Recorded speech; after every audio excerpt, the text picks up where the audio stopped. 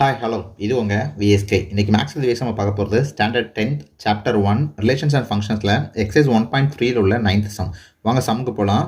என்ன கொடுத்துருக்காங்கன்னா, given the speed of the plane கொடுத்துருக்காங்க 500 km/h ஸ்பீடு போயிட்டுருக்கு. டைம் வந்து t in hours.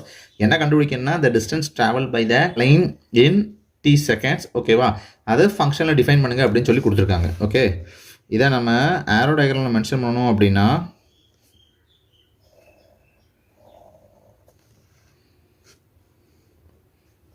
இது டைமு, இது டிஸ்டன்ஸ்.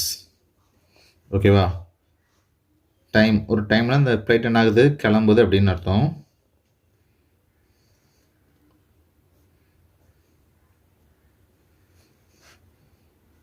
ட்ராவல் பண்ண சொல்ல ட்ராவலிங் ஸ்பீடு வந்து 500 km/h. இது ஃபங்க்ஷன் ஃபார்மில் ரெப்ரசன்ட் பண்ணி சொல்லுவாங்க. அப்புறம் எஃப் ஆஃப் டி இஸ் இந்த இமேஜ் என்னென்னு கண்டுபிடிக்கணும். ஓகேவா, இந்த டீங்கிற டைம்லேருந்து கிளம்பி 500 km/h ட்ராவல் பண்ண அந்த பிளைனு அந்த குறிப்பிட்ட அந்த ஹவர்ஸ் டி ஹவர்ஸ்க்கு அப்புறம் எவ்வளோ டிஸ்டன்ஸில் ட்ராவல் பண்ணியிருக்கோம் அப்படின்னு சொல்லி கண்டுபிடிக்கணும். நமக்கு ஏற்கனவே என்ன தெரியும் அப்படின்னா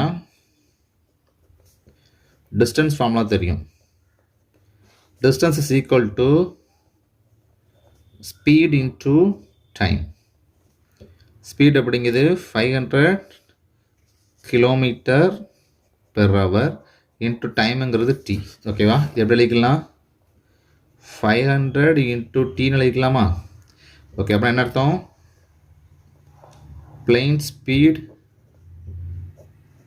in time is equal to distance.